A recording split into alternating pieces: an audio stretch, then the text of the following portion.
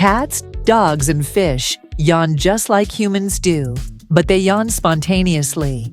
Only humans and chimpanzees, our closest relatives in the animal kingdom, have shown definite contagious yawning. Mèo, chó và cá cũng đều ngáp giống như con người, nhưng chúng ngáp spontaneously, tức là một cách tự nhiên, không do tác động hay ảnh hưởng từ bên ngoài.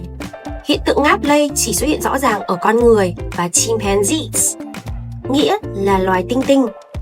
Đây là relatives, tức là loài họ hàng về mặt tiến hóa gần gũi nhất của chúng ta trong vương quốc động vật.